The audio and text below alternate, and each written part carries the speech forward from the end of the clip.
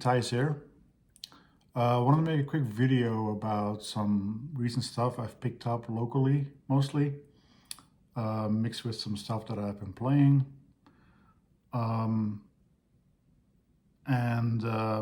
Also talk about a meetup I've had with none other than Steve Carlson. I mentioned it on Instagram. I don't recall if I mentioned it on any of my YouTube videos, but on Father's Day of this year, my daughter took me to Paradise Found, record store in Boulder. And I'm kind of browsing through the new arrivals in the used section. And I see this guy next to me, like filming as he flips through the bins. I take a closer look and I'm like, I know this person. And I kind of wait for him to finish up flipping, and sure enough, it was Steve Carlson. So yeah, I introduced myself. We kind of spoke a little bit. My daughter and I created an intro for one of his Sunday show videos, and then we planned to meet up after that. And we did 2 weeks ago now. I think, yeah, 2 weeks ago now. And we went to a record store that neither one of us had been to. And actually, I think Steve is today posting a link about the visit to this store on his channel. So I'll link it in the description below. So this store is called Wax Tracks Bazaar. Wax Tracks is a store that's been in Denver for a long time, at least 30, 40 years, if not longer. They also have an offshoot in Vegas. I think the original owner from Wax Tracks actually sold the business in Denver and then opened up in Vegas. I think that's how it went. Anyway, so Wax Tracks in Denver, they have a pretty big store. They actually have, well, what I knew, 2 stores. One new, just new stuff, and then the building next to it, there's a bookstore in between them. The building is just used. And then, so as I was talking to Steve about where we should meet, we talked about Wax Tracks, and as we get closer to the day of meeting, he found out there was a third Wax Tracks in Denver that I wasn't familiar with. It's on Broadway. And it's called Wax Tracks Bazaar, like I said earlier. And it's basically a smaller store, pretty well curated. And it mixes the new and the used stuff, unlike the original Wax Tracks. So, like I said, I put a description to Steve's video below. Please subscribe to him if you haven't, which I'm sure you all have. But I was going to show you some of the stuff I picked up there. I got 4 records. The first few things, I got 2 ethnographic records. I got Kora music from the Gambia by Fode Musa Suso. This came out in 76.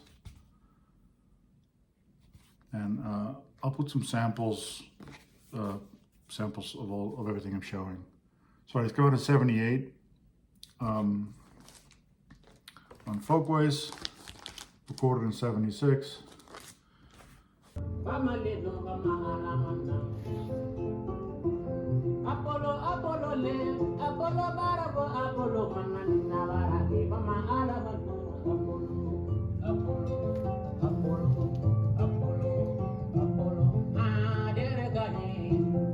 And I got a Songs and Dances of Tahiti, recorded on location by Francis Majer. The Gauguin years.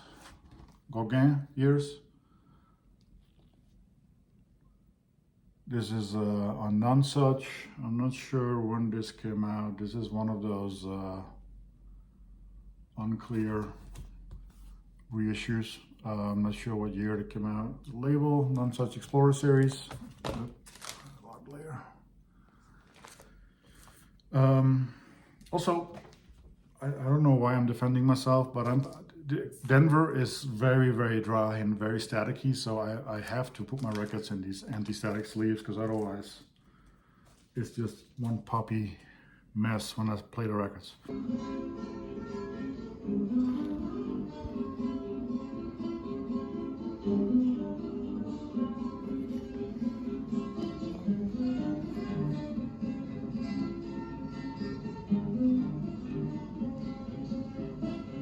I also found the Lounge Lizards live from the Drunken Boat. I haven't heard this one yet. Like the Lounge Lizard, like John Lurie, Europa Records, 80s, 83, 4, 83. Those familiar with the Lounge Lizards is John Lurie, Evan Lurie on piano, John on sax, Peter Zumo on trombone, Tony Garnier on bass, and Dougie Bowney on drums. Which I want to say, I know Anton Fear was also on drums. I'm not sure if he joined later or not. I don't know. And the last one I picked up was, this is gonna fall. The last one I picked up at Wax Tracks Bazaar. I've ran into this one, Ashra Correlations, quite a cover. This is the UK first press from '79. Ashra with Manuel Gotching, Harold Groschkopf, and Lutz Ulbrich.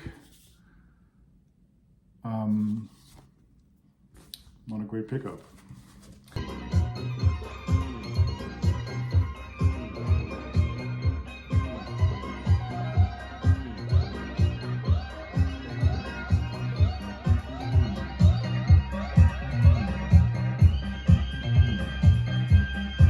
So yeah, it was great meeting Steve. We hung out at the store and talked about music and life for, I don't know, an hour and a half, maybe two.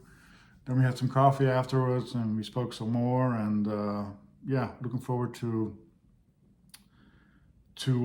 meet up with him again at some point, which I think we're planning on fairly soon, probably this year for sure. Next up, I picked up this record. It's the music is written by, as I understand it, by Stockhausen, Karl-Heinz Stockhausen. The number 12 Kontakte, 1959-1960. So the music is by Stockhausen, but it's recorded and played by James Tenney on piano and William Winant, I think that's how you say his name, on percussion. And I picked this up. Actually, I got this online. I just saw their name, William Winant and James Tenney, and I had to have it. I wasn't familiar with it. I know all the players, Stockhausen, who's not on here, by the way, Tenney and Winant, but great record. Came out in '97 on Ecstatic Peace.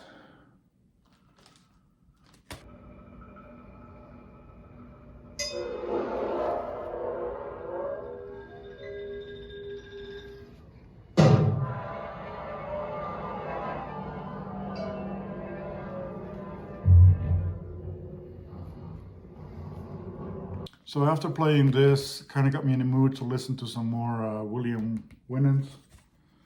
And there's two records, well, there's a few records of where he plays on that I own. One of them is Wendy Reed, Three Pieces, which is one of the more interesting records I own, in the sense that the cover was cut in half, like this, like straight through. I don't know how this happened, but this is how I found it. So yeah, it's called Three Pieces. It has two songs on each side. The first side has three piece number 34, Frog Ostinato, has oboe, percussion, and tape. It's on oboe, you have William Benovich and William Winant on percussion. Then you have three piece number 10, violin, percussion, and tape, and mandolin, Larry Polanski, piano, George Tingley, violin, Wendy Reed, and percussion, William Winant. And three piece 8, solo percussion, is just William Winant, and then three-piece number 21, bird music, violin, percussion, and tape. Has Mary Oliver on violin, and again William Winant on percussion. So yeah, I don't know what to make of this. I'd like to find a full cover at some point, but you know, it is what it is.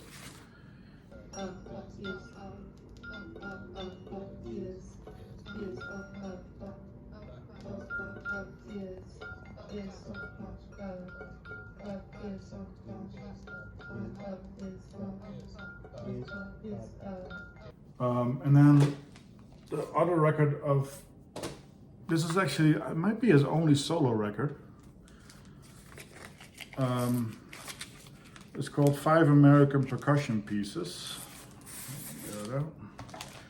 It's a very interesting cover. Well, mostly in the sense that this is wood right here, and on the other side, and it slides in like such. It has the insert.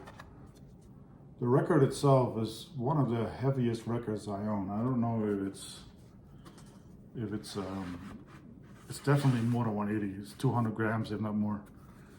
So this is William Winant's interpretations of pretty well, I'm not sure they're well known, but in the avant-garde scene, the pretty well known percussion pieces. You have take on Lou Harrison's Song of Quetzalcoatl, Michael Byron trackings, Alvin Curran, Bang Zoom excerpt, James Tenney, having never written a note for percussion, and Lou Harrison again, solo to Anthony Cerrone. So yeah,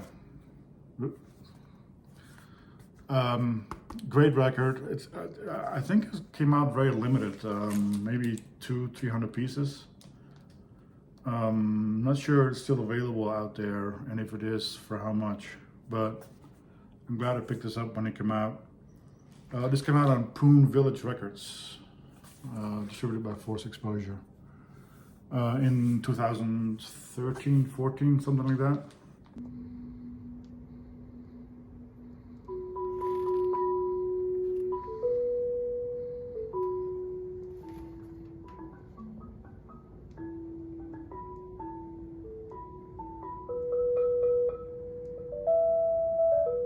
All right, then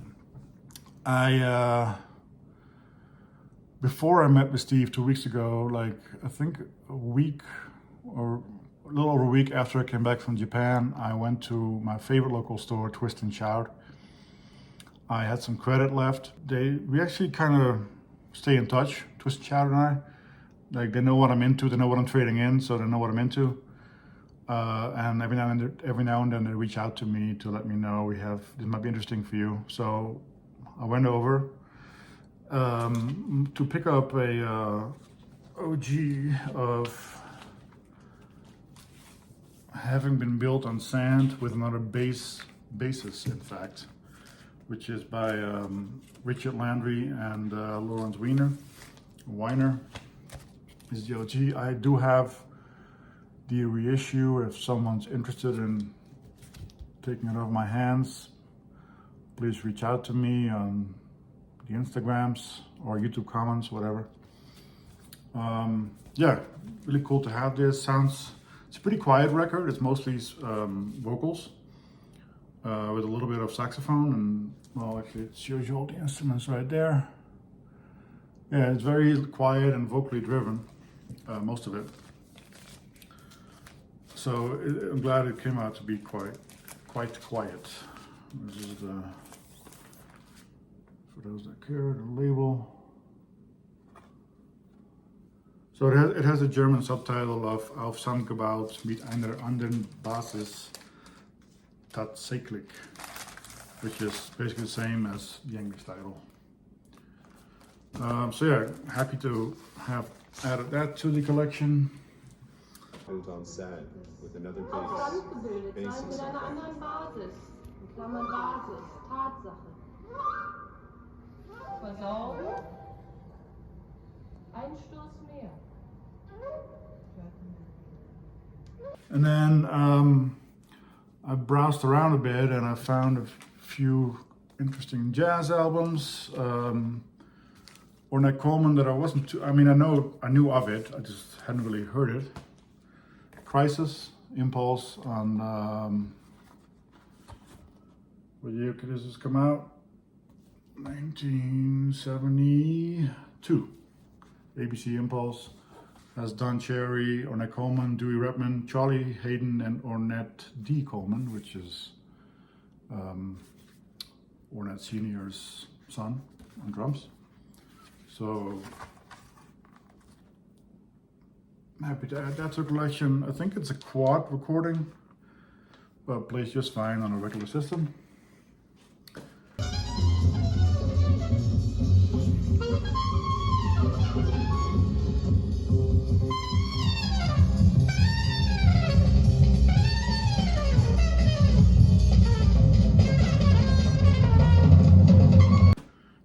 Also picked up Arthur Blythe, Metamorphosis on Indian Navigation, came out in '79. It has Arthur Blythe on alto sax, Abdul Wadud on cello, Ahmed Abdullah on trumpet, Bob Stewart tuba for Dave, Steve Reed drums, and Mohammed Abdullah on percussion. Lovely record, still in good shape. A little bit of ring wear there, but then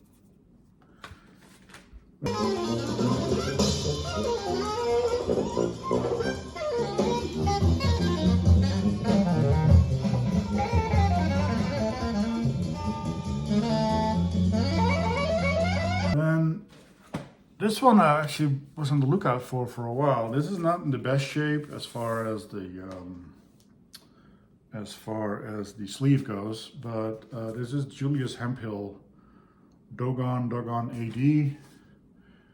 Looking for this one, great cover. Not as cheap anymore as it might have been.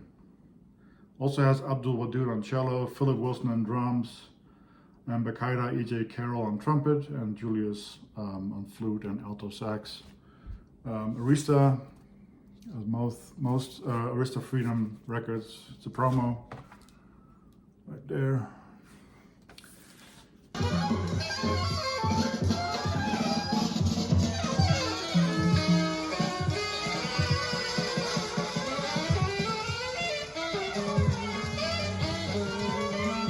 And I picked up a more modern jazz record, modern free jazz, which I'm familiar with like half of these players, but I didn't know the record. Posh Scorch. It has Nate Wooley on trumpet. Well, I'll just show you. Be lazy about it. Great sounding free jazz record, modern. Well, yeah, modern. 2013, 14, around that time.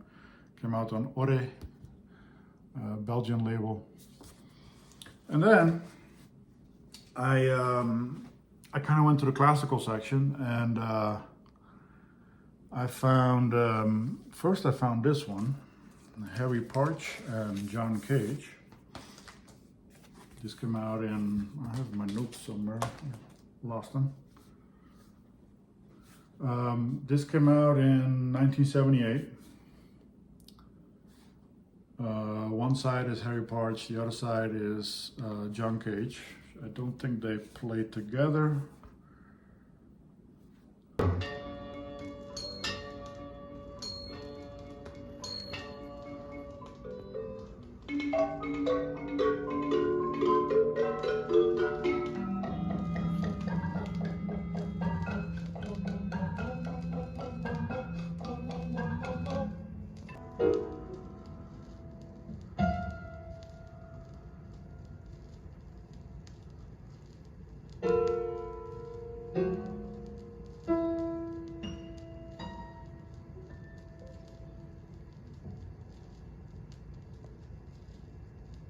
I was already kind of happy to find this, but then as I kept going, I found like a smaller record between the bigger 12 inches, and I ended up finding US Highball, which is 10 inch, also Harry Parch,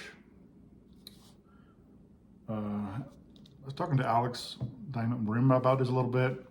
He showed me a cool video where Harry Parts was actually packing up these records to ship them out. So yeah, 10-inch, I think is one of his very first records. In incredibly good shape. It has a few crackles and pops here and there, but the vinyl for 1958 looks really, really good still, I would say. So yeah, there you go. US highball. Self-released? No, it's Gate 5 Records, which I should have done some research. It might be his own label. Yeah, don't know. US highball. Glad to add that to the collection for a really good price too. Like, it was severely underpriced from what it should go for. So.